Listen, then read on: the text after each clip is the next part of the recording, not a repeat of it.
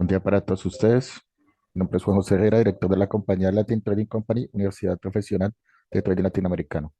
El día de hoy vamos a estar compartiendo un seminario de visión semanal de mercado como cada lunes para todos ustedes, el día martes, y vamos a estar analizando diferentes factores del crecimiento de la economía. Les voy a enseñar diferentes indicadores que pueden estar analizando para los posibles movimientos de la Reserva Federal del día miércoles y también para lo que tiene que ver con la manufactura, los inventarios y algunos análisis de datos europeos.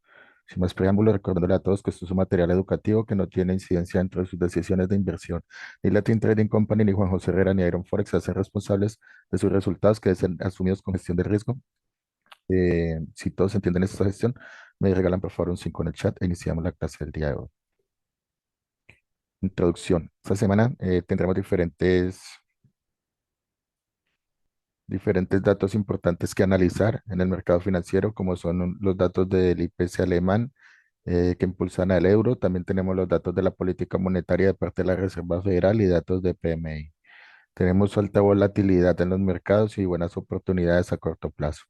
Analizaremos algunos activos importantes como el petróleo y el Bitcoin. Contenido general. En este seminario aprenderá la importancia de las condiciones crediticias, el dot plot, las expectativas de inflación, los pedidos de manufactura, los fletes marítimos y al final analizaremos los gráficos del euro USD, del dólar, del Bitcoin para esta semana.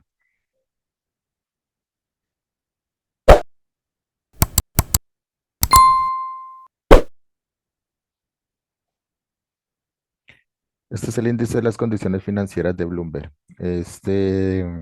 Dato que es una puntuación Z que rastrea el nivel general de las tensiones monetarias del mercado monetario, en sí en general de los bonos y de las acciones de los Estados Unidos, para ayudar a evaluar una disponibilidad y el costo del crédito. Un valor positivo indica condiciones financieras acomodaticias y mientras que un valor negativo indica condiciones financieras más estrictas en relación con normas anteriores a la crisis, es decir, desde la crisis del 2008 en adelante, se tomó en cuenta estos datos para poder analizar qué tan factible es para los ciudadanos y las empresas adquirir el crédito y qué tan costoso es. Entonces vemos que cuando la Reserva Federal sube las tasas de interés, regularmente lo que tiende es el índice a bajar, como estamos viendo que tiene una tendencia bajista, pero últimamente, en los últimos datos ha ido repuntando hacia el 1,4%, es decir, este indicador que estamos viendo aquí es un poco atrasado, en este momento nos encontramos sobre la cota del 1,4%, es decir, nos encontramos en este nivel, es decir, prácticamente con todos los recortes que ha hecho la Reserva Federal, deberíamos de estar en unos valores de pre-pandemia, pero aquí estábamos sin tasas de interés altas y estamos en los mismos valores, pero estamos con las tasas de interés aún sobre el 5%. Entonces, es decir, no deberíamos de estar en este nivel si la política de la Reserva Federal es una política restrictiva, es una política de restricción hacia la masa monetaria, hacia el crédito. Entonces, estamos viendo que este repunte lo que nos da a futuro es una expectativa más alta de consumo y unas expectativas más altas de inflación. Es importante que conozcan este índice para que lo tengan en cuenta a la hora de generar movimientos de expectativas a largo plazo. En este siguiente indicador que estamos viendo el día de hoy, que es el Personal Consumer Expenditure, que quiere decir como la inflación subyacente, hay diferentes tipos de inflación y este es la inflación que toma en cuenta la Reserva Federal para tomar sus decisiones de política monetaria. ¿Por qué? Porque no tiene, este indicador no computa elementos volátiles como son los alimentos y la electricidad. Este es el indicador preferido para medir la inflación y ha subido de una manera considerable hacia el 2,7%, convirtiéndose en el tercer trimestre consecutivo de informe decepcionante. Es decir, por tercer trimestre consecutivo, la inflación ha venido subiendo en vez de desacelerar. Y la Reserva Federal ha mantenido las tasas de interés, no las quiso subir para no hacerle un daño más grande al crecimiento económico Pero si bien es cierto que el crecimiento bajó sobre el 1,6 en el último dato de PIB, estamos viendo que la inflación está tendiendo a repuntar. Entonces hay ciertos catalizadores que debemos de encontrar para ver en dónde es que se está generando esta alta inflación. Uno de ellos es el coste de las materias primas, el coste de los fletes marítimos.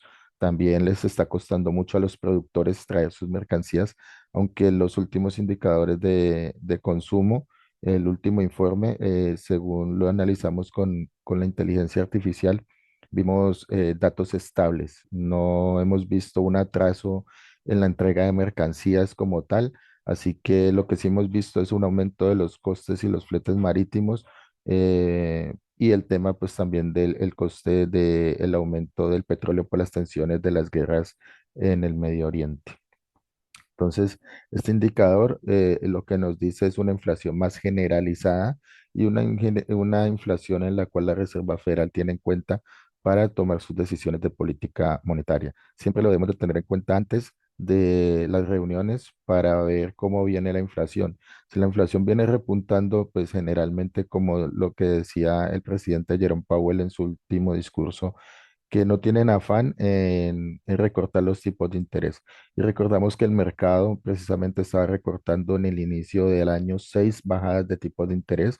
En estos momentos nos encontramos por la expectativa del 1,5. Y como va la situación, creo que para este año es muy probable que no haya recortes de tipos de interés de parte de la Reserva Federal, por lo cual estaríamos viendo cómo la inflación a través de los ataques de los hutíes también en el Mar Rojo y diferentes aspectos del crecimiento en China también podrían estar afectando no solamente la economía y el crecimiento de otras economías, sino que también estaremos viendo unos repuntes de inflación, incluso con las tasas de interés sostenidas o ¿por qué no? Un palazo, por decirlo así, un golpe de sorpresa de la Reserva Federal, incluso de poder subir 0,25 puntos la tasa de interés. Lo que nosotros podamos especular a través de las expectativas que tengamos sobre las tasas de interés, sobre lo que piense la prensa, sobre lo que piensen los analistas, al final no es importante sobre los que sí tienen el voto y la decisión de tomar precisamente o de darnos precisamente este dato, y son los miembros precisamente de la Reserva Federal. Entonces, este indicador, conocido como el indicador dot plot, es un indicador de puntos donde anónimamente cada uno de los miembros que sí tienen voz y voto en la decisión de la tasa de interés colocan un punto sobre dónde debería estar la tasa de interés en el 2024, en el 2025, en el 2026 y a largo plazo.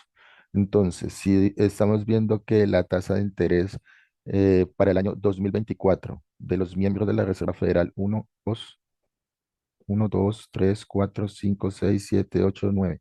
1, 2, 3, 4, 5, 6, 7, 8, 9. 9 de los 14, bueno, de los 19, creo que son 14, 9, 10, 11, 12, 13, 14, 15, 16, 17, 18, 19, sí. Son 19 miembros.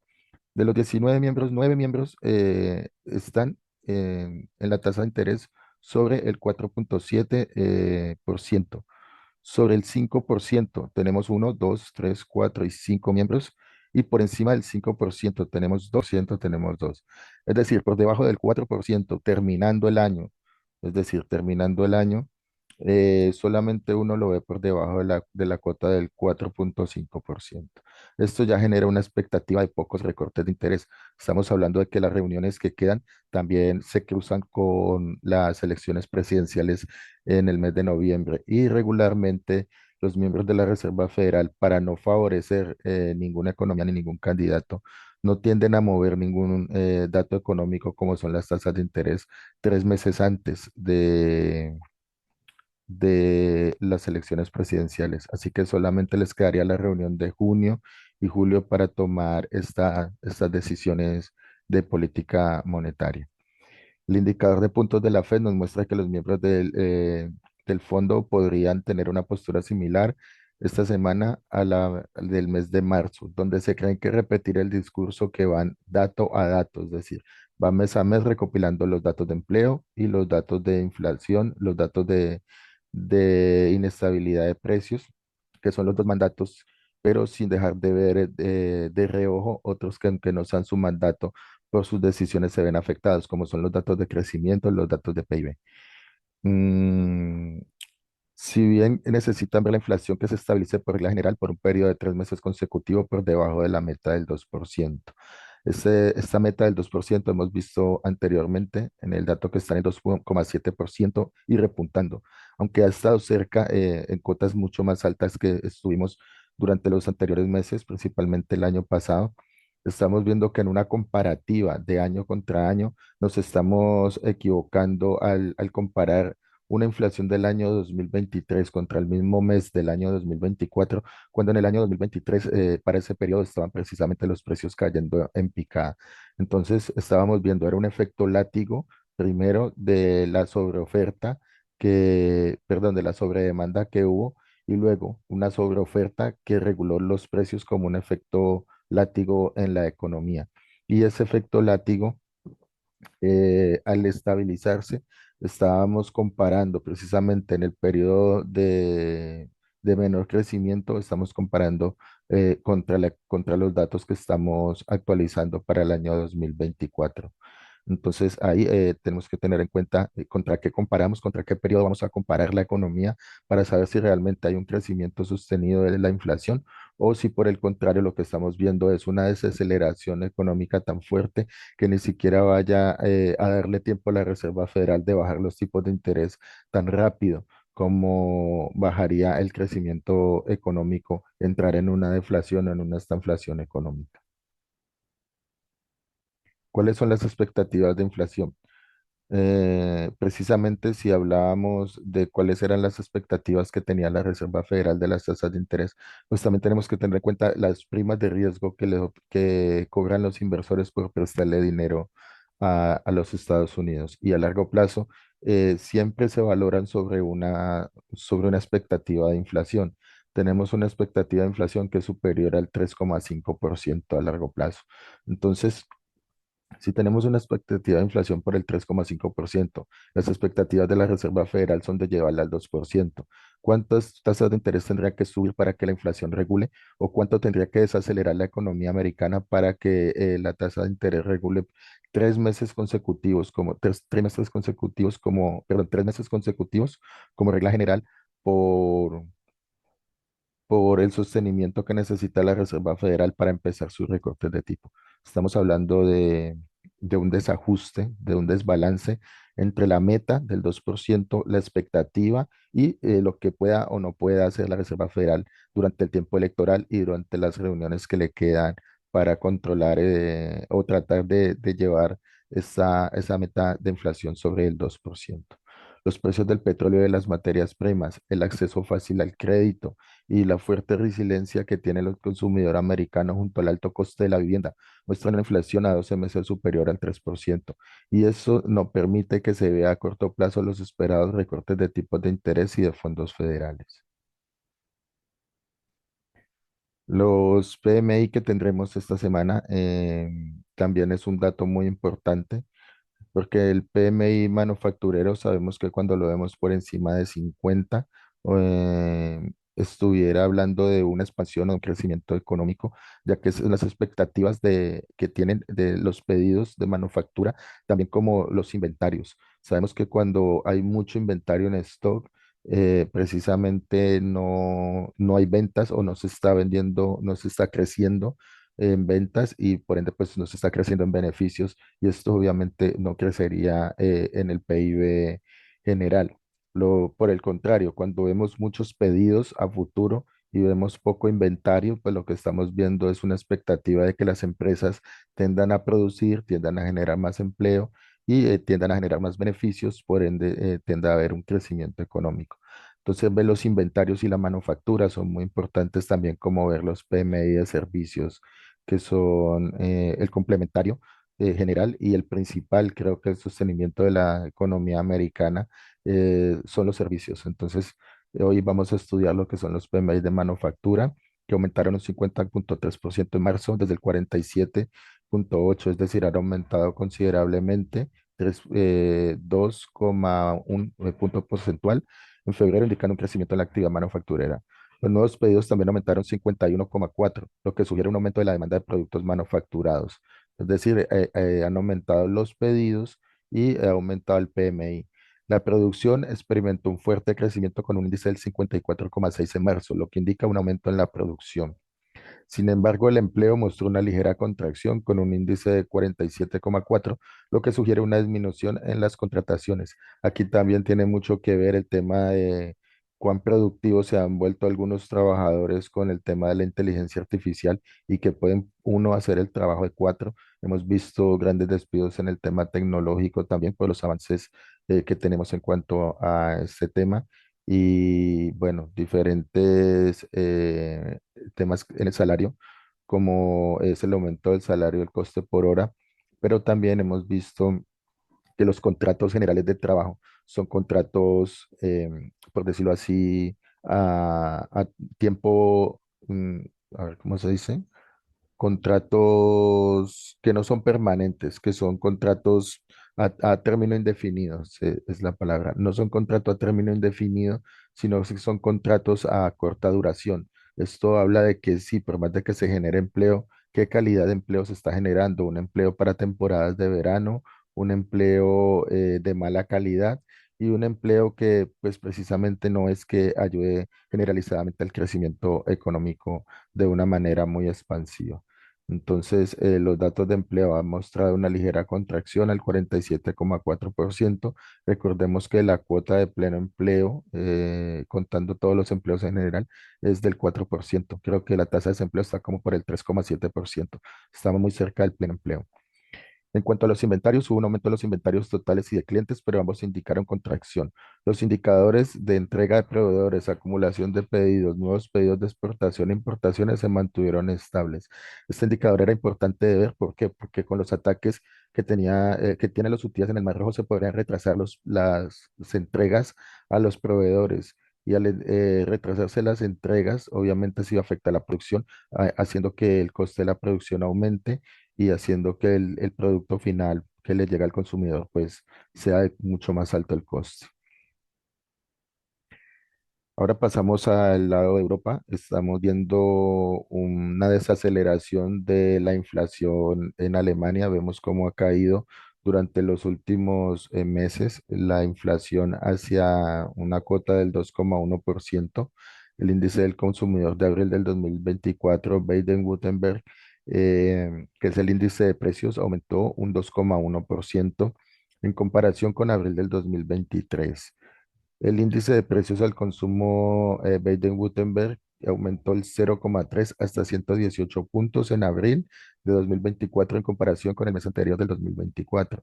La tasa de inflación en comparación con el mes correspondiente del año anterior en abril del 2023 fue del 2,1. En marzo del 2024, el aumento del precio sobre la base del 2020 igual a 100 en comparación con el mes correspondiente del mes anterior fue del 2,3%. Es decir, estamos viendo una caída de la inflación, aunque hemos visto un repunte en este último mes, pero en sí hemos visto una desaceleración del crecimiento del motor de la economía europea, el motor que impulsa también al euro, y esto hace que los bonos alemanes también disparen sus primas de riesgo, haciendo que muchos de los inversores salgan de las carteras de las empresas para buscar refugios, no solamente los bonos alemanes, sino directamente atacando a la economía alemana en contra del euro. Así que el euro tenía unos datos importantes esta semana, como era el dato de inflación y el dato de PIB de crecimiento. Creo que el dato de crecimiento fue hoy sobre 0,3% y ha dado un impulso que esperamos a el euro USD. Esta fue la entrada enviada a nuestro canal de Telegram, en el cual el euro USD ya se encuentra en positivo. Entramos en la zona de los 1.069 puntos, ya con los datos que teníamos sobre el PIB que eran positivos. Es decir, habíamos analizado desde este periodo que vemos aquí, ya teníamos analizados ciertos datos de lo que era la inflación, de lo que era el crecimiento, está un crecimiento muy bajo en comparación al mes anterior, y aunque no sea un crecimiento, digamos, muy fuerte, un 0,3%, pues es un crecimiento y en comparación a no crecer o a seguir en los periodos de recesiones técnicas como estaba Europa prácticamente durante los dos trimestres anteriores, pues genera una cierta confianza a través de que el Banco Central Europeo pueda recortar las tasas de tipos de interés primero antes que la Reserva Federal y que esto catapulte con fuerza al oro en comparación con otras, perdón, al euro en comparación con otras divisas. En el lado del oro, hemos estado operando lo que fueron las ventas el día de ayer y para el día ya de hoy, para la siguiente semana, sabemos que el oro siempre como refugio de la inflación, por más de que haya retrocedido durante estas últimas sesiones, pues siempre cuando van a ver los datos de reunión de política monetaria, principalmente podría tener em, que la posibilidad de que se mantenga sin recortes. Pienso que la Reserva Federal no va a subir las tasas de interés, tampoco las va a recortar. Tal vez esperar hasta la próxima reunión del mes de junio para poder tomar esta decisión de política monetaria. En el aspecto técnico vemos un conteo de onda de Elliott impulsivo, un 2 3 4 5 acercándose hacia la zona de la onda 2 una posible entrada hacia la onda 3 coincidiendo con un punto C de un patrón armónico X, A, B, C y D y confluyente también con una zona importante pivote y una zona de bloqueo de órdenes institucional que podemos encontrar sobre la zona de los 2.300, 2.250 puntos. En comparativa con los indicadores de volumen, indicadores técnicos, hemos visto un descenso no muy fuerte también, pero un descenso en los indicadores RSI y también veo los volúmenes laterales. Estamos viendo unos niveles bastante interesantes y muy peleados en la zona de contratos de los 2.378 puntos y de los 2.330 puntos. En el lado del Bitcoin, tuvimos durante la semana unas salidas importantes de capital de los ETF, dando unas liquidaciones. Esto lo hablamos en clase también, de cómo se estaba dando el retroceso en los activos de riesgo. Y bueno, las salidas de los ETFs de la semana pasada pudieron dar oportunidades en venta. Ahora brindan oportunidades a nuevos inversores de buscar refugio en este activo más cuando su valor tiende a subir semanas después del halving. Recordemos que tuvimos la semana pasada lo que fue el halving de Bitcoin y regularmente cuando hay un recorte en cuanto a la recompensa que obtienen los mineros por minar, la oferta de Bitcoin decae. Por el cual, con la demanda creciente de Bitcoin y con poca oferta, el precio de Bitcoin regularmente tiende a subir. Les recordamos a todos nuestros servicios de Latin Trading Company.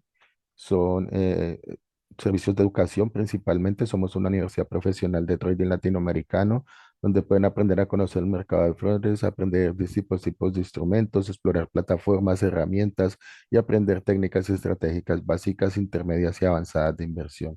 Tenemos los servicios de gestión, gestión de cuentas de fondeo, gestión de cuentas reales, con excelentes resultados auditados y con una gestión del riesgo sobre el beneficio muy positivo. Tenemos también nuestra sección de análisis de datos corporativos, análisis de datos de mercado, paquetes corporativos de educación, sobre la gestión del capital y sobre la protección de la inflación. Nuestro equipo de analistas, Juan José Herrera, gerente del proyecto, María Teresa Cabezas, directora de marketing y macroeconomía, y Andrea Millán, que es de desarrollo web y también es la secretaria general de Latin Trading Company.